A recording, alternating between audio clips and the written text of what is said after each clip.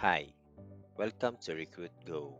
I'm Jan, and I'll be showing you how to check the activity and comments related to the payroll and billing in the AR app.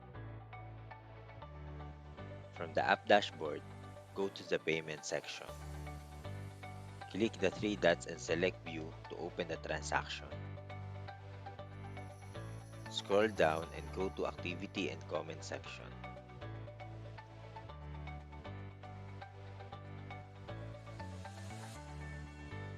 The Activity section tracks all the action within the system.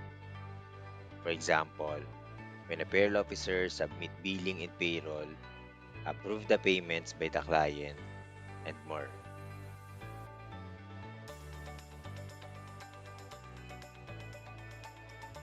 For the comment section, it will display all remarks and feedback from both clients and payroll officers, which you can review here. Thank you for joining the quick tour and being a valued partner. If you need any help, you may reach us at support@recruitgo.com.